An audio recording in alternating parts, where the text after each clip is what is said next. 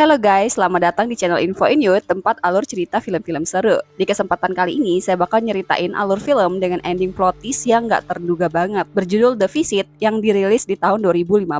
Film ini bercerita tentang kisah dua bersaudara remaja bernama Rebecca dan Tyler yang mau liburan ke rumah kakek dan nenek mereka yang belum pernah mereka temuin sebelumnya. Jadi, ibunda mereka, Loretta, udah lama banget ninggalin rumah orang tuanya dan gak pernah balik lagi ke rumah orang tuanya karena ada sesuatu hal yang terjadi sama dia dan orang tuanya. Sejak itu, Loretta nggak ada sekontekan lagi dengan orang tuanya. Tapi beberapa hari yang lalu, tiba-tiba orang tuanya ngirim email ke Loretta buat ketemu cucunya. Mereka minta buat cucunya itu mau nginap di rumah mereka selama seminggu. Ya udah, Loretta ngizinin anak-anaknya buat nginap di rumah kakek nenek mereka. Nah, awalnya liburan Becca dan Tyler ini kerasa menyenangkan karena kakek dan nenek mereka itu ramah banget. Tapi lama-kelamaan di sana, liburan yang tadinya menyenangkan itu berubah jadi teror seram gitu guys. Dan banyak kejadian aneh yang mereka alamin. Penasaran teror dan keanehan apa yang mereka berdua alamin di rumah kakek dan neneknya? Tonton terus video ini ya. Dan biar saya lebih semangat lagi bikin kontennya, jangan lupa subscribe, like, dan tekan lonceng notifikasinya biar kalian tahu video terbaru dari saya. Terima kasih sudah menonton. Film diawalin dari Loretta, ibu dari Becca dan Tyler, yang lagi nyeritain permasalahan dia sama orang tuanya atau kakek nenek Becca dan Tyler yang udah 15 tahun gak pernah lagi berhubungan sama dia. Nah, di sini Loretta nyeritain kalau dulu saat dia masih gadis, dia pernah jatuh cinta sama seorang pria yang jadi guru penggantinya. Mereka hidup bersama selama 10 tahun sampai mereka punya anak, yaitu Becca dan Tyler. Tapi sayangnya hubungan mereka gak direstui sama orang tua Loretta. Dan sedihnya lagi nih, gak lama setelah itu, hubungan mereka berdua jadi kandas karena ayah Becca dan Tyler ini pergi ninggalin ibunya demi wanita lain. Nah, kenapa ibunya Loretta baru sekarang nyeritain tentang orang tuanya? Karena beberapa hari sebelumnya, orang tua Loretta ngirim email ke Loretta buat ketemu cucu-cucunya. Mereka minta buat cucunya itu mau nginap di rumah mereka selama seminggu. Ya udah, Loretta ngizinin anak-anaknya buat nginap di rumah kakek dan nenek mereka ini. Besoknya, Becca dan Tyler berangkat dengan naik kereta dengan diantar ke stasiun sama Loretta. Becca rencananya bakal ngebuat video dokumenter gitu selama liburan ke rumah kakek dan neneknya, buat jadi kenang-kenangan gitu guys. Dan gak lama sampailah mereka di kota tempat tinggal kakek dan nenek mereka. Mereka langsung disambut sama kakek nenek mereka yang udah nungguin mereka buat dijemput. Di sini kakek dan nenek mereka yang mereka panggil Pop-Pop dan Nana ini kelihatan ramah banget. Becca dan Tyler langsung diajak ke rumah Pop-Pop dan Nananya. Di sana Becca dan Tyler bakal tidur di kamar punya ibunya dulu. Udah ngeletak semua barang, Becca sama Tyler keliling rumah dan berbincang-bincang bahagia gitu sama kakek dan neneknya. Dan di siang hari Tyler yang lagi di luar ngeliat kakeknya pergi ke gudang yang ada di luar rumah.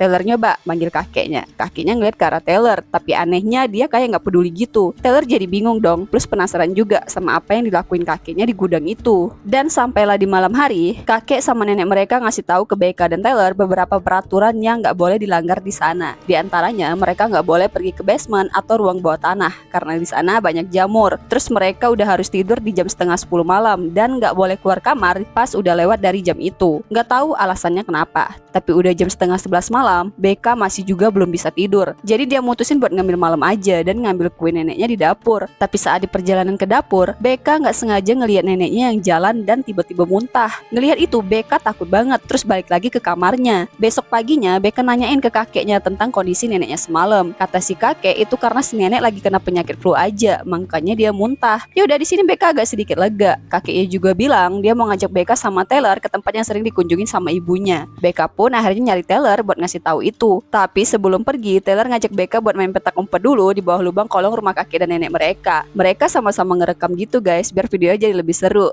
Lagi serunya main, tiba-tiba datang sesosok wanita gitu yang ngejar mereka berdua. Sosok wanita itu kayak orang kerasukan guys. Dan pas Becca sama Tyler udah sampai di luar, mereka kaget banget karena ternyata wanita yang ngejar itu adalah nenek mereka sendiri. Mana tingkah si nenek juga aneh banget. Udah nakutin, ketawa gitu, terus pergi kayak nggak terjadi apa-apa. Mereka jadi bingung dong dan agak takut gitu kan. Beberapa lama setelah itu, mereka kedatangan tamu, seorang pria yang merupakan dokter di tempat kakek dan nenek mereka bekerja sebagai konseling. Jadi nenek sama kakek mereka ini adalah sukarelawan yang ngelakuin konseling di sebuah rumah sakit. Nah, kata si pak dokter ini, kakek sama nenek mereka itu udah lama gak datang ke rumah sakit. Dia cuma mau tahu apa nenek sama kakek mereka baik-baik aja. Tapi sayang saat itu kakek sama nenek mereka gak ada di rumah. Jadi dokter ini gak bisa ketemu sama kakek dan neneknya. Nah, karena kakeknya lagi gak ada, Tyler jadi mikir gimana kalau dia pergi ke gudang gudang aja. Dia penasaran banget nih sebenarnya apa sih si gudang itu. Soalnya kakeknya itu kayak bertingkah aneh gitu guys kalau keluar dari sana. Sambil ngerekam, Taylor pun diam-diam menyelinap masuk. Tapi saat di dalam, dia mencium ada bau busuk nyengat banget yang ternyata itu asalnya dari tumpukan popok orang dewasa bekas si kakek. Taylor yang punya fobia kotor semenjak ayahnya nggak ada ini langsung keluar kabur dari sana. Di rumah, Taylor nyeritain semua yang dia lihat ke neneknya. Neneknya nyoba nenangin Taylor dan bilang kalau kakeknya itu kan udah tua, jadi wajar kalau dia pakai popok di usianya yang sekarang. Tapi yang anehnya, popok kotor gitu ngapain disimpan coba sama kakeknya. Tapi walau Taylor ngerasa aneh, dia coba buat memakluminya ya.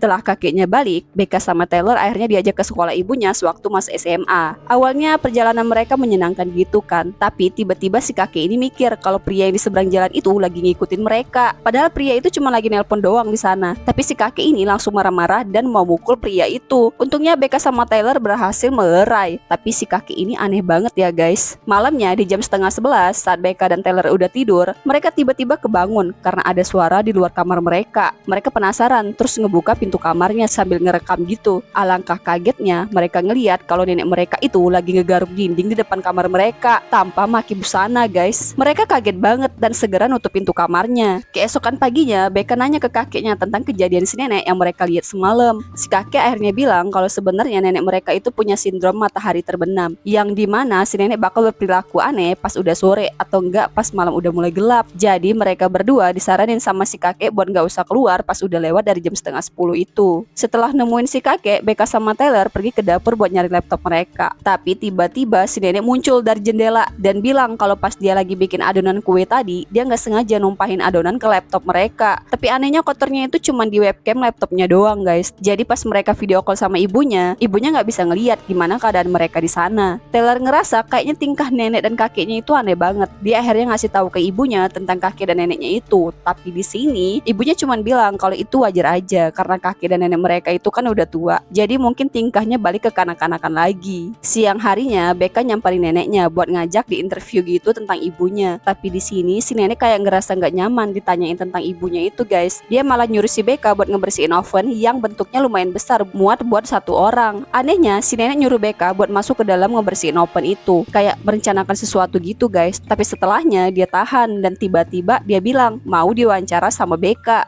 Moodnya kayak berubah-ubah gitu ya guys. Pas diwawancarai, si nenek ini mulai bertingkah aneh lagi. Setelah ditanya tentang masalah dia sama ibunya, si nenek ini tiba-tiba kayak orang kelebihan gula gitu guys. Gerak sana, gerak sini. Dia marah-marah dan bilang gak mau ditanya tentang itu. Ya udah, daripada terjadi apa-apa sama si nenek, Becca akhirnya nyelesain wawancaranya. Malamnya, lagi dan lagi, Becca dan Taylor ngedenger suara aneh tepat di jam 10 lewat. Mereka cek keluar, gak ada siapa-siapa. Tapi tiba-tiba si nenek muncul dengan ngerangkak ke arah kamar mereka. Taylor langsung nutup pintu kamarnya. Mereka berdua kaget dan takut banget. Paginya, Taylor yang masih ngerasa aneh sama tingkah kakek dan neneknya ini ngajak Becca buat pergi ke ruang bawah tanah. Dia ngerasa kayaknya di sana ada sesuatu yang diumpetin sama kakek dan neneknya ini. Makanya nggak dibolehin buat ke sana. Tapi Becca yang patuh sama kakek dan neneknya ini nolak ajakan adiknya itu. Ya udah, siangnya mereka kedatangan tamu lagi. Seorang wanita bernama Stacy yang ngebawa makanan. Stacy ini adalah pasien yang dirawat kakek dan neneknya saat ngelakuin konseling di rumah sakit. Dia nyariin si kakek dan nenek yang lagi-lagi nggak ada di rumah. Stacy juga bilang kalau kakek dan nenek mereka ini udah lama nggak datang ke rumah sakit. Rencananya dia mau ngasih hadiah ke kakek nenek mereka. Karena nggak ketemu, ya udah dia pulang. Sorenya, Becca bikin vlog lagi tentang aktivitas dia selama di sana. Tapi pas ngerekam, dia ngeliat ada neneknya yang lagi duduk di kursi goyang sambil ketawa sendiri gitu menghadap tembok. Becca nyoba nyapa si nenek. Si nenek malah ngebekap dirinya sendiri pakai sal yang dia pakai. Untungnya langsung dihentiin Becca. Tapi itu aneh dan serem juga ya.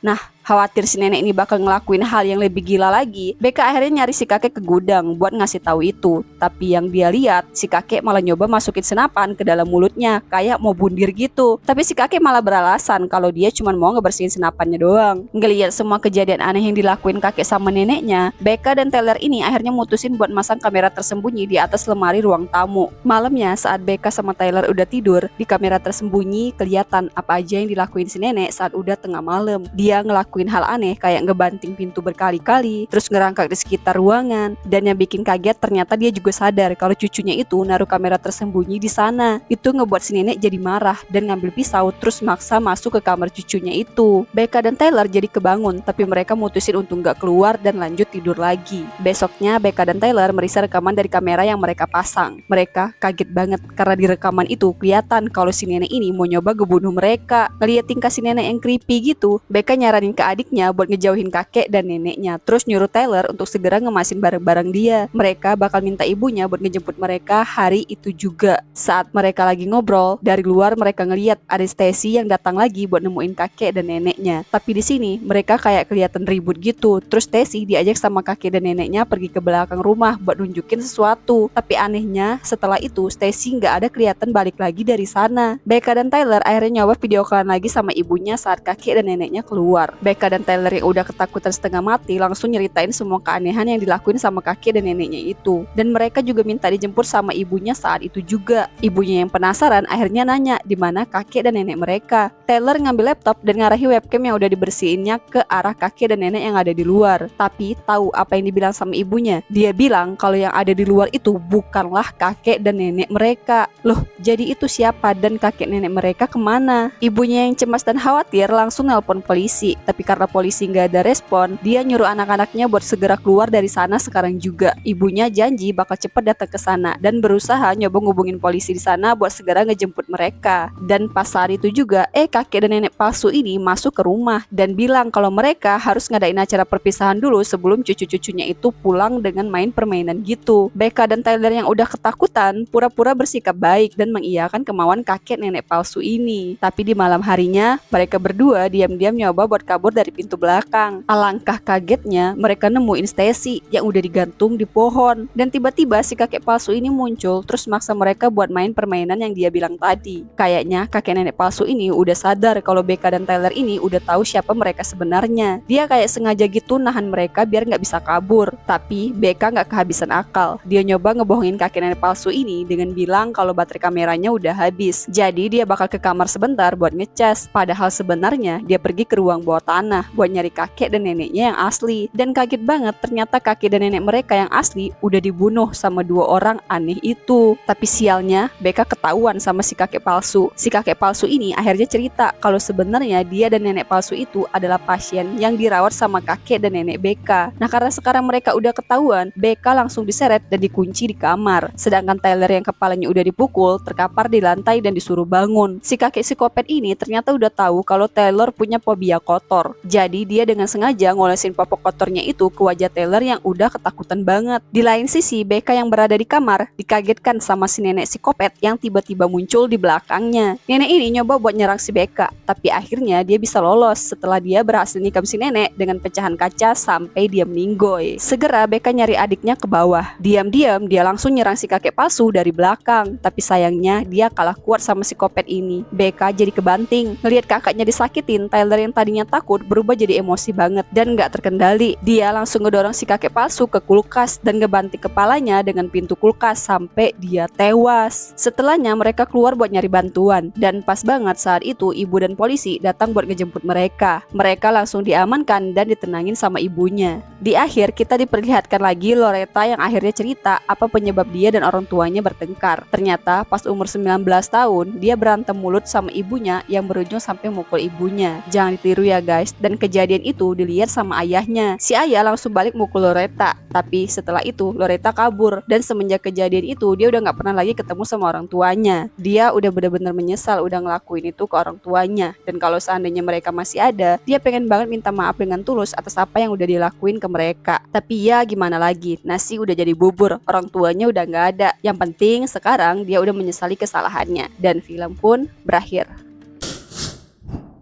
Oke guys, itulah alur cerita lengkap dari film The Visit yang endingnya itu bener-bener gak bisa diduga banget ya. Terus juga walau bukan film bergenre horor, jump scare-nya lumayan banyak juga. Bagi kalian yang suka film menegangkan dan banyak jump scare-nya, film ini recommended banget buat kalian tonton. Oke, sampai di sini aja video kita kali ini. Semoga kalian yang menonton selalu sehat dan lancar dalam menjalankan kegiatan. Dan terakhir saya ucapkan terima kasih sudah menonton.